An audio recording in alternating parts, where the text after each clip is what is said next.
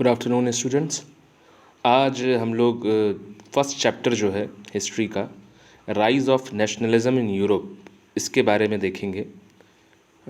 हम लोगों ने सेकंड चैप्टर तो हम लोग कर चुके हैं, नेशनलिज्म इन इंडिया।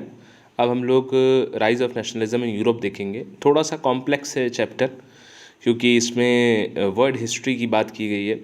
थोड़ा सा वर्ल्ड हिस्ट्री के बारे में कई नेशंस की बात की गई, क्योंकि ये नेशनलिज्म इन यूरोप की बात है। तो यूरोप में भी बहुत से आप अलग अलग कंट्रीज़ का देखेंगे, उसकी चर्चा आएगी, यूनिफिकेशन आएगा, एक थॉट आएगा नेशनलिज्म का, लिबरलिज्म का। ऐसे बहुत से नए कंसेप्ट आएंगे आपके सामने जो आपने शायद पहले नहीं पढ़े होंगे। तो ये चैप्टर बहुत इंपॉर्टेंट है, ध्यान से इसे आप देखिएगा। और जो भी डाउट्स हों चैप्टर के टॉपिक के बाद, उसे आप ज़रूर पूछिएगा। और इस चैप्टर को खास इंपॉर्टेंस दीजिए, बहुत इंपॉर्टेंट चैप्टर है। हिस्ट्री का chapter number 1 rise of nationalism in Europe और chapter number 2 nationalism in India, दोनों बहुत इंपॉर्टेंट चैप्टर हैं। इसलिए शुरुआत से ही ध्यान से देखिएगा, ध्यान से पढ़िएगा, ये चैप्टर इंपॉर्टेंट है, ठीक है। और जैसे जैसे जो हम आपको बताते जाते हैं, जैसे आपका आज टॉपिक डिस्कशन करेंगे और उस टॉपिक से रिलेटेड क्वेश्चंस हम आपको नेक्स्ट लेक्चर में बताएंगे, नेक्स्ट वीडियो में बताएंगे। तो उसमें वो जो क्वेश्चंस हैं, उस क्वेश्चन वाइज आपकी प्रैक्टिस अभी से कराएंगे इस चैप्टर की, क्योंकि ये चैप्टर थोड़ा सा कॉम्प्लेक्स है और इम्पॉर्टेंट भी है, दोनों ही बातें हैं, ठीक है। तो अब ये चैप्टर हम लोग शुरू करते हैं, rise of nationalism in Europe. अच्छा, पहली बात तो ये आती है कि नेशनलिज्म फंडा क्या है आखिर, ये क्या चीज़ है नेशनलिज्म। नेशनलिज्म जैसे आप सुनते हैं, अपने देश में सुनते हैं भाई कि राष्ट्रवादिता की भावना, नेशनलिज्म। पहले असल में दुनिया में ऐसा कॉन्सेप्ट पहले नहीं था नेशनलिज्म का। एक शासक जहाँ पर राज करता था, जहाँ लोग रहते थे, तो वो कनेक्ट नहीं कर पाते थे अपनी कि जोग्राफिकल बाउंड्री मेरा नेशन है, कि सेम लैंग्वेज बोलने वाले मेरा नेशन है, कि सेम रिलीजन वाले लोग अगर एक साथ रहें तो वो नेशन है। क्या है नेशन? तो ऐसे दुनिया में अलग अलग समय पर अलग अलग क्या नेशन के कॉन्सेप्ट डेवलप हुए, उसको हम इस चैप्टर में तो देखेंगे। तो शुरू करते हैं हम लोग। तो नेशनलिज्म में क्या है कि एक पॉलिटिकल और सोशियो इकोनॉमिक फ़िलॉसफी है। पॉलिटिकल मतलब राजनीतिक तौर पर, और सोशियो इकोनॉमिक का मतलब है कि समाज और सामाजिक भी है ये, और आर्थिक भी है, दोनों ही तरीके से मतलब इसमें रिलेशन है। तो नेशनलिज्म उस पे बेस्ड कंसेप्ट है, मतलब पॉलिटिक्स पर भी, सोसाइटी पर भी, सोसाइटी पर भी और इकोनॉमी पर भी। तो ये सारी बातें रिलेटेड हैं एक दूसरे से, ये मिलकर एक भावना एक का जनरेशन करते हैं नेशनलिज्म का। तो ये तो बेसिक डेफिनेशन है नेशनलिज्म की। अब धीरे धीरे हम लोग इसको और आगे बढ़ते हैं, देखेंगे। तो कंसेप्ट ऑफ नेशनलिज्म ये एमर्ज हुआ यूरोप में 19th सेंचुरी में, 19वीं सदी में ये कंसेप्ट आया नेशनलिज्म का। अब देखेंगे आप आगे कि फ्रेंच रेवोल्यूशन से ही इसका खास जन्म हुआ। तो इस जब ये नेशनलिज्म की भावना आई, तो इसने फ्यूडलिज्म को जो है कम करना शुरू किया। फ्यूडलिज्म क्या होता था? फ्यूडलिज्म आप जानते हैं, सामंतवादिता। सामंत आप जानते हैं, सामंताज आपने 7th क्लास में पढ़े, इंडिया में भी, वैसे ही विदेशों में भी, फॉरेन में भी फ्यूडल लॉर्ड्स होते थे। जो आप 9th क्लास में अपने फ्रेंच रेवोल्यूशन जब चैप्टर पढ़ा था, तो उसमें आप लोगों ने देखा था कि फ्यूडल लॉर्ड्स होते थे और वो बहुत एक्सप्लॉइटेशन करते थे लेबरर्स का। और ऐसे मतलब ये एक ऐसा ग्रुप होता था फ्यूडलिस्ट लोगों का, जो मतलब जिन्हें स्पेशल अधिकार दिए जाते थे। आपने पिछली क्लास में पढ़ा था 9th क्लास में कि फ्रेंच सोसाइटी जो होती है, वो उसमें 3 टाइप का क्लासिफिकेशन था, जिसमें से कि एक ही सोसाइटी उसमें क्या थी, जो सारे टैक्स देती थी, है ना, 3rd स्टेट। और फर्स्ट और 2nd स्टेट की नोबिलिटी और क्लर्जी का ये लोग इन्जॉय करते थे, इन्हें कोई टैक्स वगैरह नहीं देना पड़ता था। तो ये बात आप अच्छी तरह जानते हैं। तो फ्यूडल बेसिकली क्या होते थे कि राजा जो होता था, वो उसके अंडर में छोटे छोटे जनरल्स होते थे। जनरल्स का मतलब ऐसे लोग जिनके पास कुछ लैंड होती थी और उनके पास उस लैंड के पैट्रियार्कल अधिकार होते थे, कि भाई वो लैंड उनकी है, फिर उनके बेटे को मिलेगी, उनके बेटे को मिलेगी, उनके परिवार को ही मिलेगी, मतलब और किसी को नहीं मिलेगी। और उनकी अपनी आर्मी होती थी, और जब राजा को कहीं युद्ध करने जाना होता था, कुछ मदद होती थी, तो उनको बुलाते थे, वो लोग आते थे और उनकी मदद करते थे। लड़ाई में अपनी आर्मी लेके आते थे वो लोग, और राजा को अपना थोड़ा बहुत कुछ वो टैक्स वगैरह देते थे, और जब राजा बुलाता था तो वो उनके सामने हाजिर होते थे ज़रूरत के समय पे। ऐसा पैक्ट राजा और उनके बीच में होता था। तो ये जो फ्यूडल लॉर्ड्स थे, ये बहुत एक्सप्लॉइटेशन करते थे आम जनता का। तो जैसे जैसे नेशनलिज्म की भावना आई लोगों में, तो थोड़ा ये फ्यूडलिज्म कम हुआ। और रिनेसेंस पीरियड, रिनेसेंस के बारे में बहुत आपसे पहले भी हम चर्चा कर चुके हैं कि रिनेसेंस क्या चीज़ है। रिनेसेंस का मतलब क्या है? पुनर्जागरण।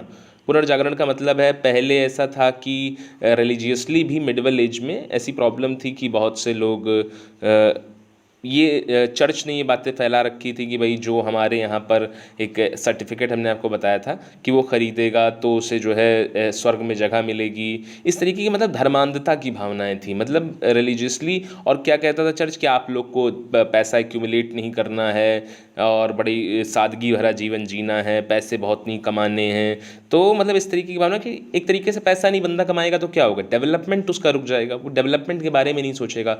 जब हम सोचते हैं कि भाई हम और ये चीज़ करें, ये खरीदें या ये और अपनी वेल्थ को बढ़ाएं, तभी तो डेवलपमेंट भी उसी के साथ ही साथ होता है ना।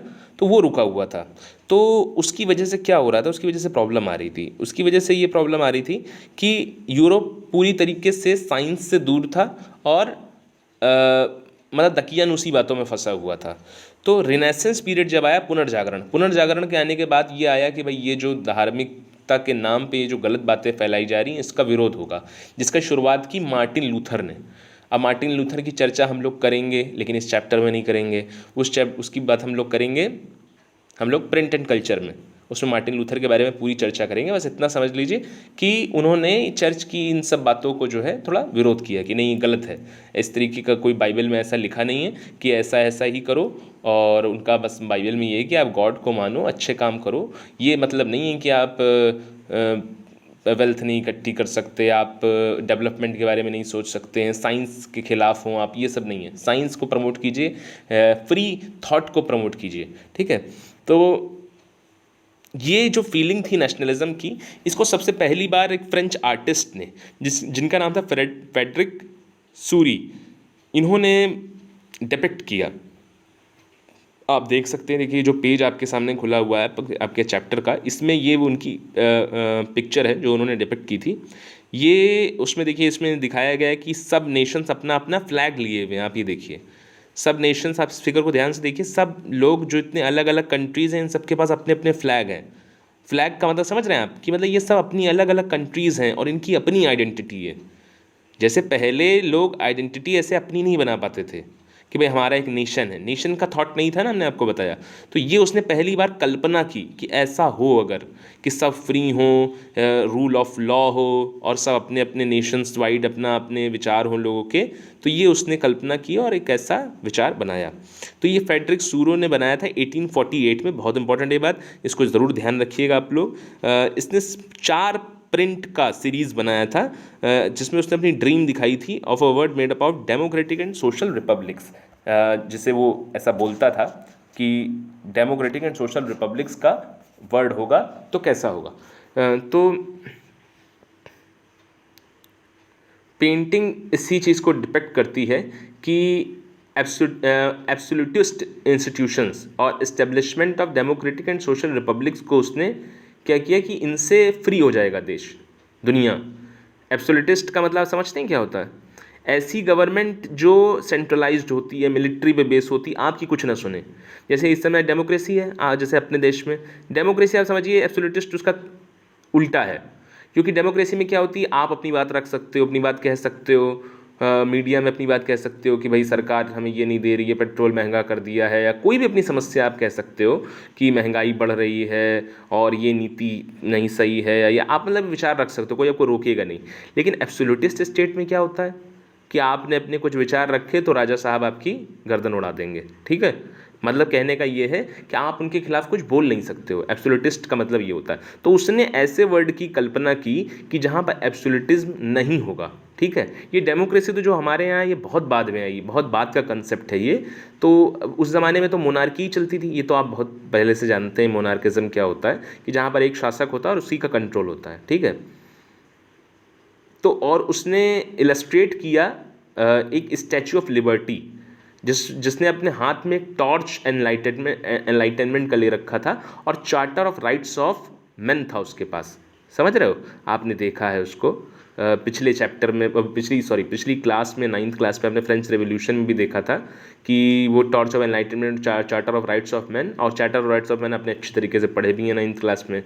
तो ये कंसेप्ट लिबर्टी, इक्वालिटी, फ्रेटर्निटी और नेशनलिज्म का, ये dominated the social and political scene of Europe in the 19th century। 19th century में ये सब बातें ही छाई रहीं, मतलब पूरे सिनारियो पे, कि लिबर्टी, इक्वालिटी, फ्रेटर्निटी और नेशनलिज्म की, ठीक है। अब थोड़ी बात कर लेते हैं हम लोग फ्रेंच रेवोल्यूशन की। हालांकि आप पढ़ चुके हैं 9th क्लास में, फिर भी आपको सब याद भी होगा मेरी समझ से, लेकिन फिर भी हम लोग रिवीजन कर लेते हैं एक बार इसका। तो क्योंकि इस चैप्टर में है, मतलब ऐसा नहीं कि हम 9th का ही आपको रिवीजन करा रहे हैं, इस चैप्टर के लिए भी आपको याद रखना है। इसीलिए जब भी हम 9th में पढ़ाते थे आपको, तो यही कहते थे कि ध्यान से इसको समझ लीजिए, 10th में ये सब फिर काम आने वाला है, ठीक है। तो चलिए फ्रेंच रेवोल्यूशन थोड़ा सा आपको रिवाइज करा देते हैं। 1789 में क्या था कि फ्रेंच एब्सोल्यूट मोनार्की के अंडर में था, आप जानते हैं। लुइस 16 का राज था, आपको पता ही अच्छी तरीके से। तो फ्रेंच रेवोल्यूशन हुआ 1789 में। वो एक बहुत इन्फ्लुएंशियल इवेंट था, जिसने एज ऑफ रिवोल्यूशंस का शुरुआत कर दी। मतलब उसके बाद से तमाम रेवोल्यूशन होने लगे यूरोप में।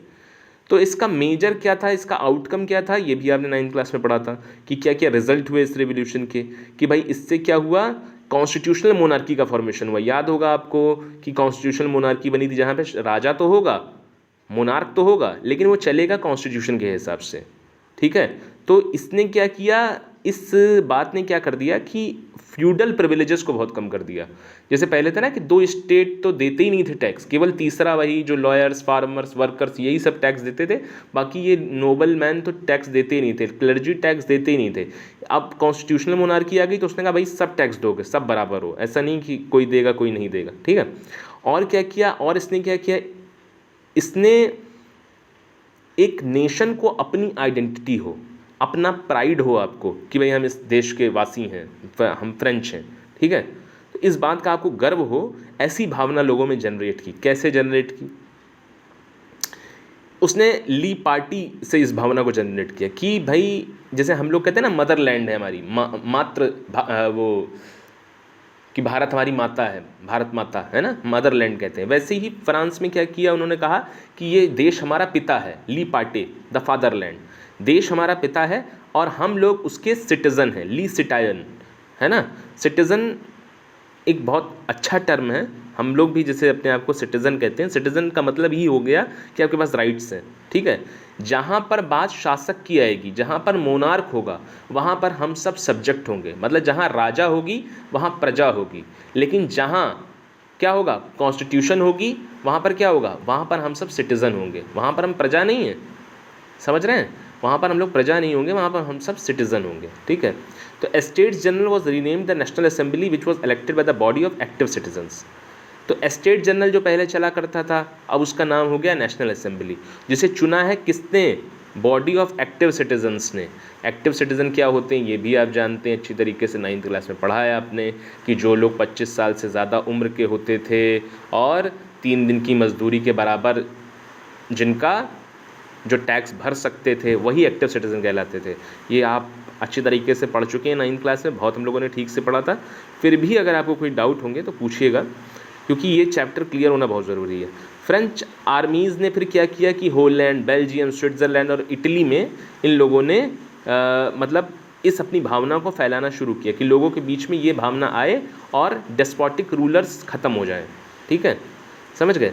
आज के लिए हम लोग इतना ही देखेंगे, चैप्टर थोड़ा थोड़ा करेंगे, टाइम है अपने पास इस चैप्टर को कंप्लीट करने का, लेकिन एक साथ ज़्यादा नहीं करेंगे, नहीं तो आप कंफ्यूज हो जाएंगे। तो आज हम लोगों ने फ्रेंच रिवॉल्यूशन का रिवीजन किया है। कल हम लोग इसके बाद जब फिर से मोनार्की आ जाएगी फ्रांस में, नेपोलियन का जब शासन आ जाएगा, तो हम लोग नेपोलियन की बात करेंगे नेक्स्ट क्लास में, ठीक है। उसके बाद हम लोग बात करेंगे लिबरलिज्म क्या है और यूरोप में कैसे आया, क्या था लिबरलिज्म, ठीक है, उसके कैरेक्टरिस्टिक्स क्या थे, कंजर्वेटिज्म क्या था, रेवोल्यूशनरीज क्या थे, इन सब के बारे में हम लोग चर्चा करेंगे, ठीक है। तब तक आप क्या करेंगे, जो नए वर्ड्स आपको दिख रहे हैं ना इस पे स्क्रीन पे, तो एब्सोल्यूटिस्ट है, यूटोपियन है, ठीक है, और ये प्लेबिसाइट है, इस सब को आप लिख लेंगे, ठीक है। और फ्रेंच रेवोल्यूशन है, देखिए आप, कांग्रेस ऑफ वियना की बात हम लोग करेंगे, नेक्स्ट क्लास में करेंगे, ठीक है। तब तक इसको आप पढ़िएगा एक बार, हो सके तो 9th क्लास का पहला चैप्टर एक बार पढ़ लीजिएगा, मदद मिलेगी आपको, हेल्प हो जाएगी आपकी। तो आप क्लास हम लोग इसको ख़त्म करते हैं, और आपको जो भी डाउट होंगे आप उसको पूछिएगा, ठीक है। Okay, bye.